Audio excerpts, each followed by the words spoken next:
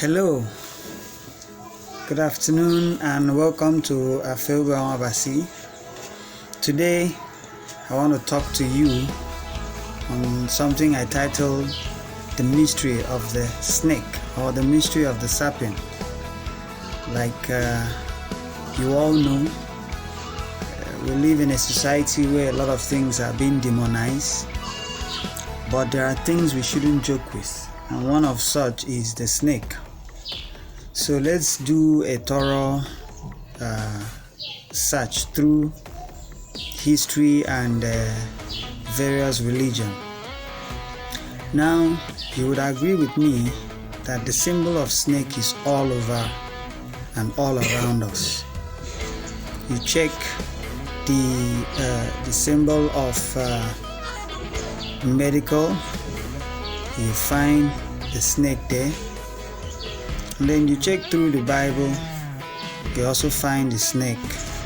At one point it is demonized, at the other side it is used for something meaningful, used to represent power and things like that. So it is important that we strike a balance and understand what is it about the snake that the society doesn't want us to know, or what is it about the snake that is hidden in plain sight. Because you read the book of Genesis chapter 2, you find out that it is demonized, being that it deceived Eve to eat the fruit of the garden, and that led to the fall of mankind. But again, you go further, you read where it was being used to symbolize the power of God or the person of God, and you're kind of confused. But again, that opening chapter of the Bible demonizing the snake has given the Christian a wrong perception of the snake.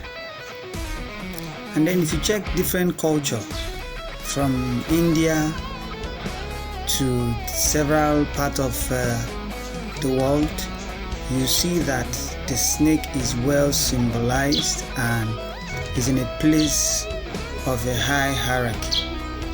An average Indian man has a symbol of a goddess that is represented by a lovely lady, and as well as a snake emblem around it. And then we wonder why. Here in Africa, you find countries like Benin Republic where there are people so dedicated to the worship of snakes. Somewhere in Ghana, here in Nigeria, in Ibibio land, and other parts of Nigeria, we find things like that. So the question is, what is it about the snakes that the ancients know, and then today's society wants to hide it from us and tell us all sorts of things that are not actually helping us? Now, we must start from the origin. That the snake you see is an entity that represents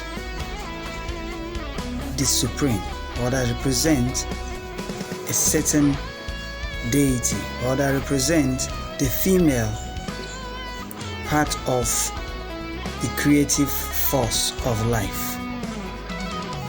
No wonder, if you follow it in the Bible perspective, you find it in Genesis where he was the one who told the woman, "No, eat that you will not die, rather you will be as wise as us, knowing good and evil."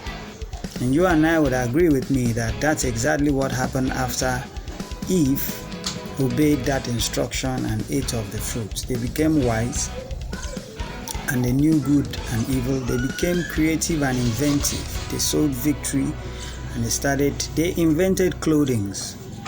Let's put it that way. So you see that the first symbol of the snake is transparency, truth, as it was showcased there, right? And then furthermore, you go down the same Bible, you find out where the children of Israel were equally being beaten by small snakes, and the God of the Bible couldn't do anything about it. And so he instructed Moses and said, take the snake and put on a stick. Whoever looks at it will be saved. The looking at it does not represent or does not imply just a mere look. It talks about having hope, adore, respect, or worship will be saved. What happened there is an ancient understanding of the symbol of the snake and the power of the snake and what the snake represents. It shows us of how long before we could even think of anything, our ancestors adored and worshipped the snake, and that is why some societies still have it as we speak. In Benin Republic, in Ghana, in several parts of the world, in India, it's still very being practiced. Now, whoever has hope or looks at it would be saved. Simply means whoever worships, whoever adores, whoever gives glory to it, whoever acknowledges the power inherent in the snake or in what the snake represents will be saved. And then you go further again, you find out when the God of the Bible needed to show Moses who he was, he used the snake. Furthermore, he needed to show Pharaoh who he was. He equally used the snake. And it was said that the magicians with pharaohs also displayed their own abilities, equally using the snake. However, the snake of Moses was powerful enough to swallow up the snakes of others. But again, that was just politics there. The essence or the most important lesson that you need to pick there is the fact that a display of power in Pharaoh's palace was snake. The magician displayed power, same snake. Pharaoh displayed power, the same snake. So what is it about the snake? I have said earlier, it represents truth and transparency. And then further, you find out that it represents true healing. True healing. Most of us could have easily been healed if we understand the power inherent in nature. And when I mean nature, it means the power that the snake represents. It represents the female force of life that is inherent in the water. And that is why the Bible opens by saying that the Spirit of God hovers upon the water. That same Spirit that is there has the capacity to take it, to take a presence or to take image in either half fish, half human, or takes it in full snakes. And that explains the symbol you see around where a woman that is half fish, half snake, and then half fish, half human, and then there's a snake either around her or she carries a snake and things like that. It is representing the productive energy. And this is where we begin to fault so many religions, where it is believed that a man is the Father, a man is the Son, and a man is the Holy Spirit. Why? Because there cannot be a production or a reproduction if there is no male and the female energy in place. So we don't need to go into that at now. We'll look into it in other teachings. But now I want you to look at the power of the snake or the mystery behind the snake. Now, in the book of Matthew chapter 10:16, Jesus was talking. He said, I send ye forth as a sheep among the wolves, right? That you should be as wise as a serpent, yet humble as a dove. We need to analyze that. The first thing we need to take into cognizance is the fact that Jesus recognizes the fact that the serpent represents wisdom. That's one. But he is sending you as a sheep among the wolves. So he's reducing you to first a sheep, and then sending you among the wolf, and only advise you to be as wise as a serpent and humble as a dove. But again, we need to further look into it. The serpent there did not only talk about the serpent as per the snake. It talks about a set of people. And this set of people were those that worship the snake. And one of the first things that was noticed about this set of people was that they were very wise, very intelligent, and they were productive in their ways. And inasmuch as no book anywhere other than the Bible has really said much about the sapiens, being that the people of the sapiens, I need you to understand that the people that the Bible was describing there was us, we, the Africans, the blacks, because we were rooted on the foundation of the worship of the snake and all that it represents.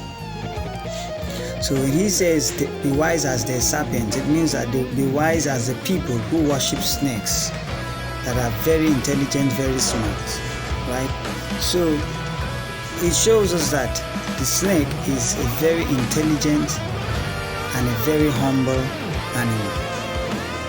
Upon its capacity and power, it is always very slick. Now, again, don't forget that it is representing the female energy of life, the female goddess of life. It's a universal phenomenon.